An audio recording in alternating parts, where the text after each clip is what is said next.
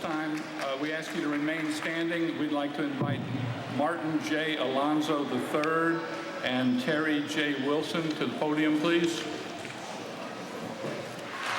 Mr. Alonzo has volunteered to present an invocation, and Terry will lead us in the pledge.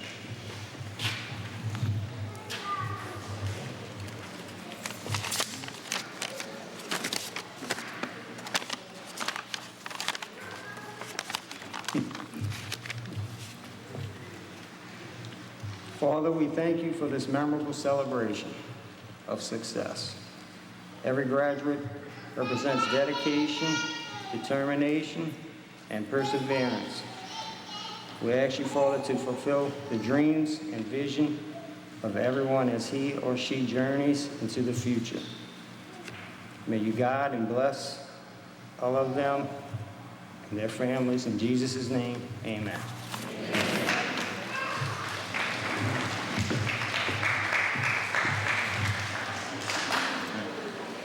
I pledge allegiance to the flag of the United States of America and to the republic for which it stands, one nation, under God, indivisible, with liberty and justice for all. Thank you. Thank you, graduates. At this time, we'd like to introduce some special guests besides our graduates who are the guests of honor. We'll introduce them later. But at this time, we'd like to introduce to you and thank our wonderful superintendent, Gail Sloan.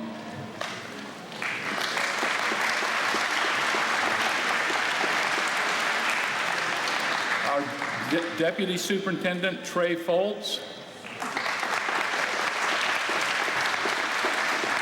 Assistant Superintendent of Instruction, Dr. Maria Giyatt.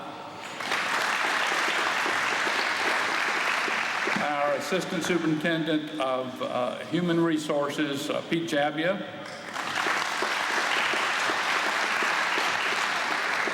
Now they're my bosses, but their bosses are the school board. The school board works for you, and we certainly would like to welcome and thank them. First, Board President, Mr. Donald J. Villery. And Board Vice President, Neil Hennigan.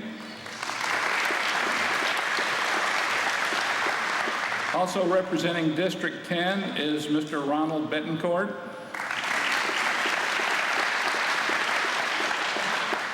Representing District 13, John C. Lamarck. And representing District 15, Mary Kay Belisario. Also, some of the most important people in your graduate's life are the adult education staff. They are listed there. I'd like to ask them to stand, and let's give them a round of applause.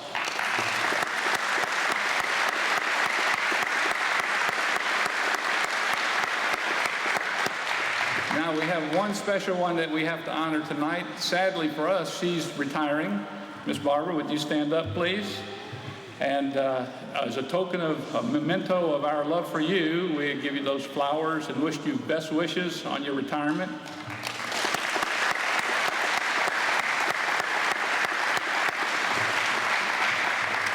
This is an exciting time. This happens to be our 20th annual graduation ceremony, and it's so much fun.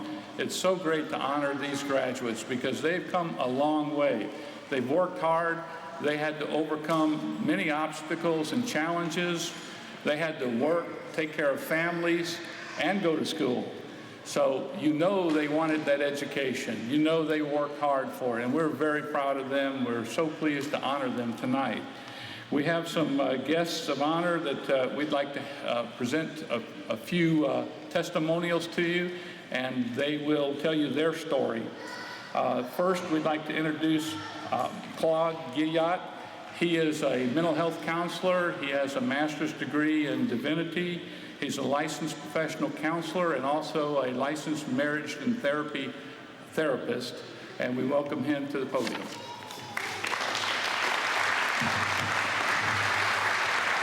Thank you and congratulations. Thank you for taking part in the ceremony tonight as well. You deserve it. And I would like to share just a quick joke with you if I can, that my friends will appreciate. Two guys, Boudreaux and Thibodeau, y'all have heard this one before, stop me. Go on a Alaskan wild game fishing and hunting trip, and they do very well. They're blessed, and they fill up the ice chests so much that when they're getting ready to get on the plane to fly back, one of those pontoon seaplane things, they start loading it up, and the pilot's looking at them going, no, fellas, we can't do this. That's too much stuff. We'll never get this thing off the water and into the air. Oh, yeah, we done this last year. We know how to do this. We gonna make it all right, you know? Pilot shakes his head and says, well, all right, fellas, if you say you've done it before. So sure enough, they finish loading the plane, they take off, and he doesn't think he's ever gonna get this thing off of the water, and just before he reaches the tree line, he gets it and it goes up. Unfortunately, it doesn't make it very far. Crashes into the trees. Fortunately, no one is killed. They're hurt pretty good. They land on the ground. Boudreaux looks at Thibodeau and he says, man, how far we made it? He said, oh, about 100 yards more than we did last year, man. Some of us learned the hard way. Thank you for allowing me to come speak to you as well. I look forward to this each year. Don't forget that you're being taped. You will be on TV. Stand erect, smile, and wave at the camera when you come by and get your diploma. I'd like to share with you the story of a young man that I knew back in high school. It was a long time ago. The year was 1973. It was the 72-73 school year, and it was our senior year in high school. I'm not sure you'd have liked this fella if you'd met him back then. He was pretty full of himself, pretty cocky, pretty arrogant guy. He just knew that he had it all figured out. I learned later that his self-confidence was actually a cover for a serious lack of self-confidence, a poor self-image, and really a flagging sense of his place in the world. Anyway, this young man, within a few months of our high school graduation, that he didn't need all of this nonsense and decided to leave school. Moved out of his parents' house and got himself a job. Odd as that may seem, he was plenty smart enough to finish school. That wasn't a problem. Rumor had it he could have gotten some scholarships and stuff, but man, that just wasn't for him. No, sir. So he went to work at a local automobile dealership, and that's not a bad thing. Trust me, lots of young people work their way through the ranks and become successful mechanics, salespeople, service assistants, part managers, and even dealership managers. They make a good living for themselves and their families, but not this fella. That isn't why he went to work at the car dealership. He was just there to pass a good time. He had no goal, really, for himself. He was hanging out, having a good time, or so he thought, looking for the next better job. He later told me that one day he was under a car changing the oil, and when he pulled the plug out, he got soaked with oil. In the stifling South Louisiana heat, he paused, looked around, and decided that maybe this wasn't for him after all. An epiphany of sorts, for him at least. Within a matter of a few weeks, he moved back home, enrolled in the local college, Nichols State University, down close to Houma, Louisiana. Now, I wish I could tell you that he was a great student in college, but frankly, he wasn't a stellar student getting started. He had it tough because he hadn't gotten a regular high school diploma. Of course, he hadn't taken the ACT exam, thinking that was useless too. Remember, this was the early 70s, tune in, turn on, drop out. So he had to take extra classes he deemed unnecessary. He was also still in a bit of this, what the hey mood. Not sure where he was headed or what he was going to do with his life, and then it hit him. He took a class in radio and television and found his purpose. Got a job at the local radio station and was on his way. He moved to Mobile, Alabama to continue his education, got another radio job. He was headed for the top. After college, and yes, he did complete his college degree, he traveled to New York City to get a job in the film industry, decided he didn't want to do that, and went back to Mobile, Alabama to work at the local television station. Started as a television news photographer, was very successful at it. He won himself a Cinematographer of the Year award from the Mobile Press Club. Advanced to news reporter and producer, and then decided he wanted to be in advertising sales. Moved back to radio from television to be in ad sales. Within a year, he was back at the television station in their sales department. Youngest salesman by years at that station, and the first person they'd hired in a long time. His eventual goal at that time, he said, was to be the station manager, and he was well on his way. But God had other plans. In 1984, through a series of what might at that time have seemed to be unfortunate incidents, he was actually reborn, met his Lord and Savior, and became a very different person. Suddenly, running a TV station no longer seemed like the most important thing in his life. A new purpose was emerging. In short order, he enrolled in New Orleans Baptist Theological Seminary to study marriage and family therapy, earned his Master of Divinity degree in psychology and counseling, and began his private practice. And he continues to do that to this day. And if you haven't guessed, he stands before you today as your commencement speaker. Now, the story is not really about me, and I don't want to draw attention to me so much. I left out all the good stuff. How I managed to get a tankerman's license from the Coast Guard working on the Mississippi River, sold copying machines for some national companies, worked in the oil and gas industry, drilled a couple of wildcat wells in northern Alabama, DJ'd in nightclubs, modeled in television commercials for Izod, Levi's, London Fog, lots of other crazy stuff too numerous to mention. I'm not sure I even remember it all, actually. And there were lots of heartbreaks and sadnesses along the way, too, and there will be for you as well.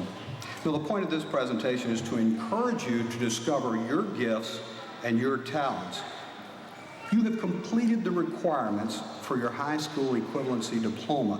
This is the beginning and not the end, I hope, for you. Now you can begin to pursue your dreams. And pursue them you should. Don't be one of those folks who sit idly by and later lament what they could have or should have or might have done.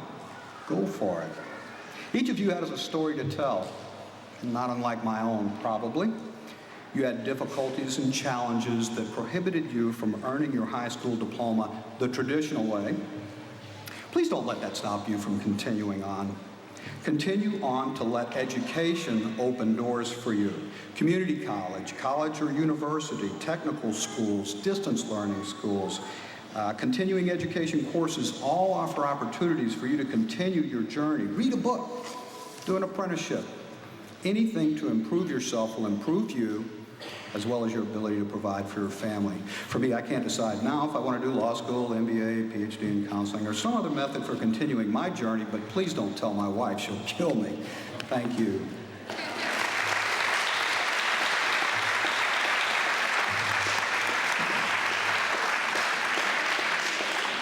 Now I'd like to introduce you to another guest. We'll tell you his story, Joe Cott.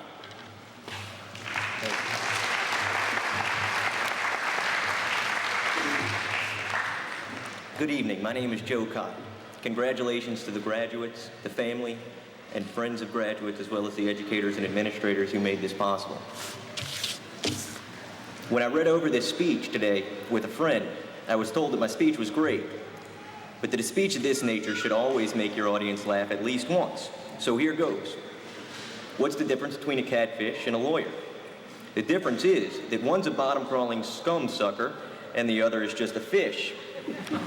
9 years ago, when I received my GED, if I was told that in 9 years I would become a bottom-crawling, scum-sucking lawyer, I wouldn't have believed it, but here I am. On May 23rd, 2004, I received the Juris Doctorate degree from Florida Coastal School of Law. In April of this year, I was notified of passage of the Louisiana State Bar examination. In December of 2001, I received a Bachelor of Arts degree in General Business with a concentration in economics from Southeastern Louisiana University in Hammond. The sequence of academic success just described began 9 years ago in 1996 when I earned a diploma just like the ones conferred this evening. While I am proud of my achievements, the point of sharing them with this audience is not to boast, but to demonstrate that the doors of opportunity, academic and career success are open to all of you. The only limitations placed upon us are the limitations placed upon ourselves by ourselves. My path and the results I have received have not been achieved without facing much adversity. I am sure that many of you receiving your diploma tonight have achieved this feat only through facing and overcoming much adversity as well. My journey has caused me to face, grow through, and overcome many adverse situations, including learning disabilities. Having been diagnosed as learning disabled, cause me to implement and allow myself to learn in a manner consistent with my strengths rather than my weaknesses. I have learned that the existence of learning disabilities is not a barrier preventing success, but merely a hurdle to clear prior to achieving success. Alcohol and legal problems. At the age of 19, I discovered the dangers and consequences of drinking alcohol. Time does not permit, nor would it be appropriate for this event for me to detail the story of my alcohol-related legal problem. But I feel obligated to say that because of my teenage alcohol use, I have been forced to deal with significant legal problems which could have easily halted all of my personal, academic, and career success. Some of tonight's graduates may be unable to relate specifically to the adversity that I experienced. However, I do believe that there is no person walking this earth who has achieved success without facing some type of adversity or defeat. When facing adversity, we must remember that our defeats and shortcomings may become our greatest assets if we allow ourselves to learn from them and let them be the fuel that drives us to recognize that we are better than our shortcomings. We are greater than our problems. That is what tonight is about. This ceremony, the conferring of your diplomas, it is about your achievement in the face of adversity. There are several traits that I have discovered that assist us in achieving our goals: willingness, humility, fortitude. These are 3 secrets to our accomplishments and the 3 keys to our future success. Willingness, the willingness to seek and request assistance and guidance in every aspect of our lives. Humility, the humility to believe that our own personal assessment of our abilities, potentials, and talents is not the end-all, be-all. We must be humble enough to accept others' belief in our potential and our abilities. Fortitude, call it persistence, or in my case, call it stubbornness. But we must persist in our beliefs and persist in the pursuit of our dreams. And then and only then may our dreams become a reality. Our education has just begun.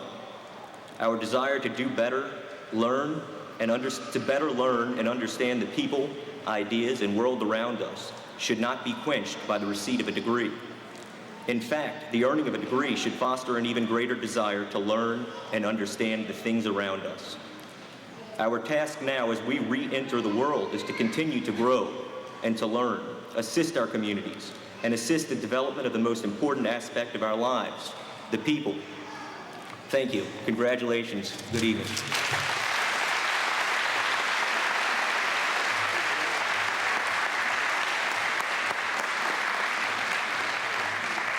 Thank you, Joe, or as he prefers, Jay. We'd like to invite a graduate to the podium now, Alina F. Middleton, and ask Christina Pellegrin and Christy M. Taylor to come also.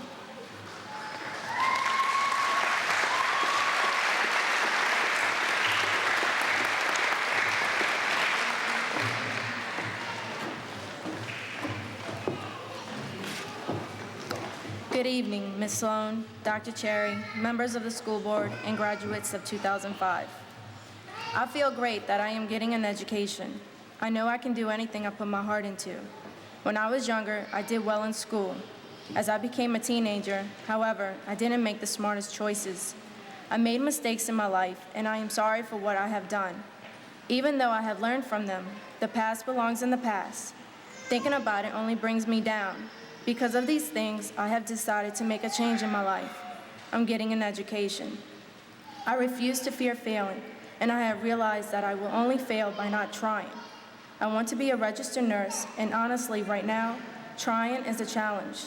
Before I could be accepted into Delgado College, I had to get my GED.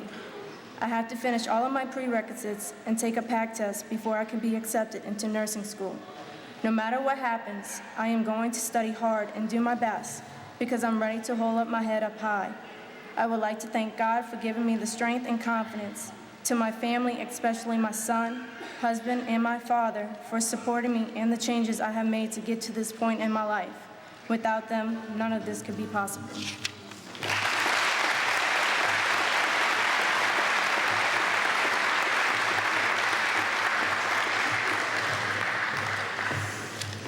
Good evening to Ms. Sloan, Dr. Cherry, members of the school board, graduates, and friends. My name is Christian, and I would like to tell everyone a little bit about myself. and how Harrison Curriculum Center has benefited me.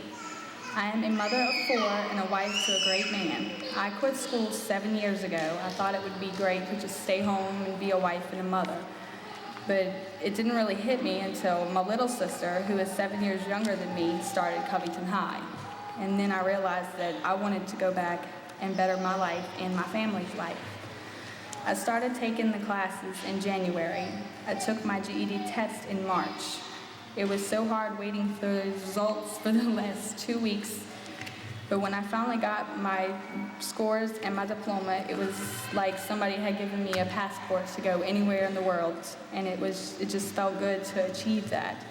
The week after I received my scores and my diploma, I enrolled in Remington College in Baton Rouge.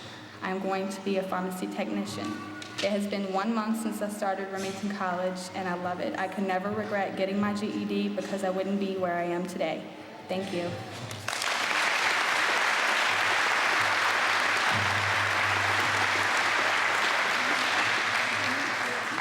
Good evening. My name is Christy Taylor. I graduated from the Louisiana Technical College night classes. Congratulations, class of 2004-2005.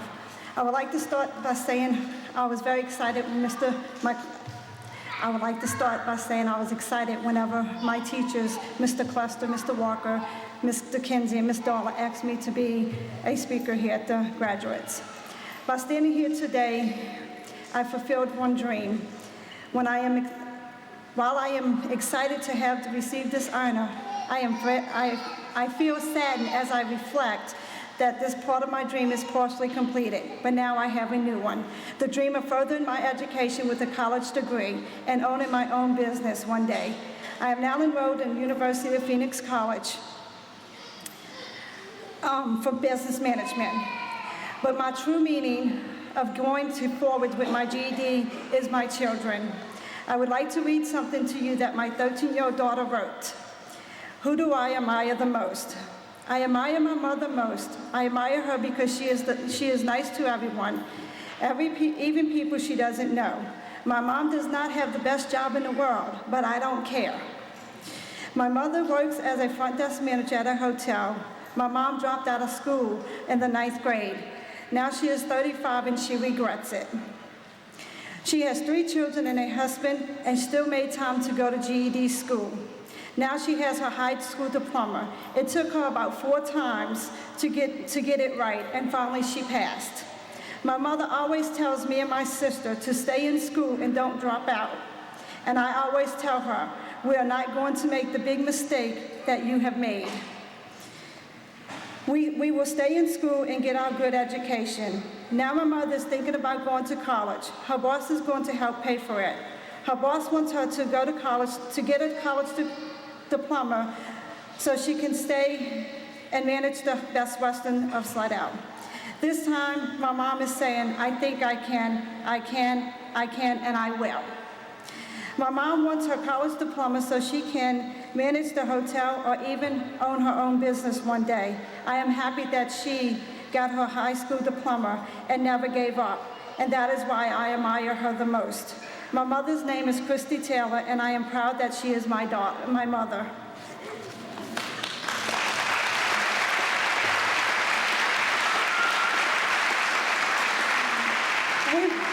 We should all be proud of the achievement.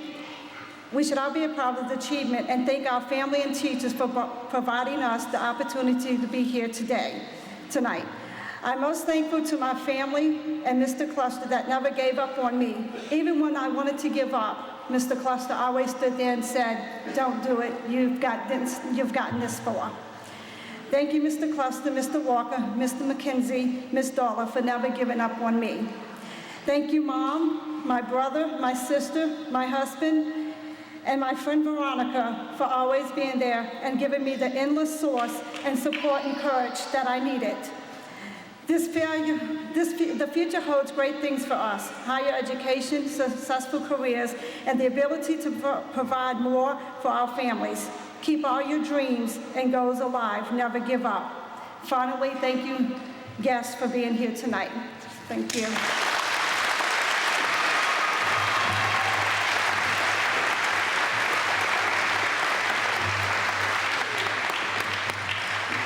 That's wonderful. And each of our graduates has a story, and we're very proud of all of you. Again, we know what a challenge it was, and it's a major accomplishment. At this time, we'd like to call our superintendent to the podium, who has some words for you.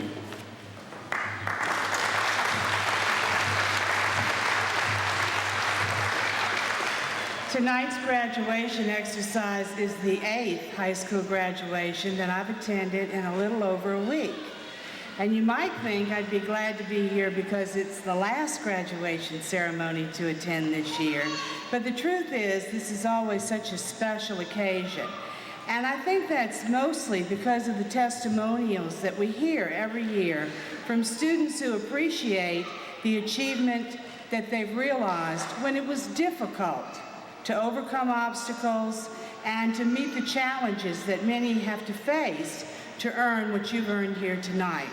So my challenge to you tonight is to reflect on that achievement, but also to renew your commitment to your own futures, because tonight is an ending in one sense, but it is also a beginning for each of you. It is time for you to build on the knowledge that you have gained, the lessons you have learned, and the experiences that have enriched you. It is time for you to make what you will of the life that awaits each of you. You will most surely have to make your own way. Many of you may have families, as we see here tonight, who will be willing to help you. But the ultimate investment in your futures will be the time and energy you commit, the sacrifices you are willing to make, and the care you take every day. As you set out on the next leg of life's journey, remember to be true to the ideals that helped lead you to this night. It will be important for you to make choices guided by principles, for a secure and full life requires wisdom, faith, and perseverance. Tonight, I am proud to join your family, friends, and teachers in offering you my heartfelt congratulations. First is Samuel M. Adams.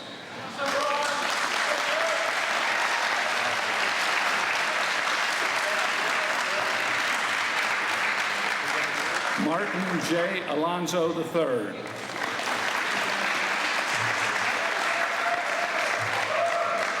Rita F. Aubuck. Latoya A. Batiste. Joshua J. Blanchard. Jeremy J. Blanchard. Daniel M. Carlisle. Dorrance J. Corcoran. Anthony Croker. Maria Cusimano. Byron J. Davis. Casey N. Dugan. Danielle Dugas. Laura A. Fesky. Christopher J. Freeman. Aubrey H. Gayton. Jordan M. Hauser. Joseph Hebert. David Hendricks. Marilyn S. Lazer. Faith LaBeouf.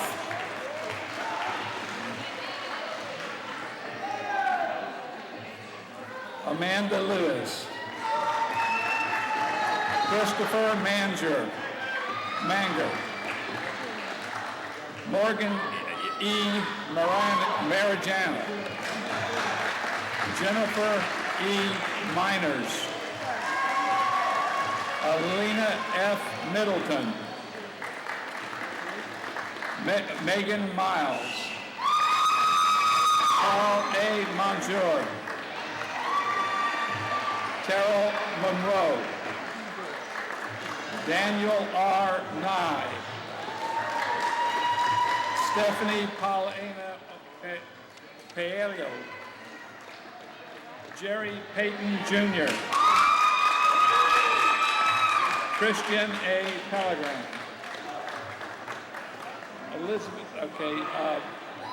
Richard Skinner. Christina M. Strain. Marie A. Steinkamp. Autumn Strickland. Jeremy L. Summerall. Jacqueline Sylvestre. Christy M. Taylor. Ryan N. Thompson. Alexander Torres. Tara A. Tresh. Jeannie Ulich. John C. Willis. And Terry J. Wilson.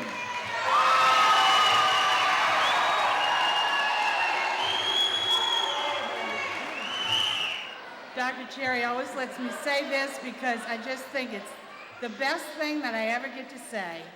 By the power vested in me by the State Department of Education and the St. Tammany Parish School Board, I pronounce you graduates.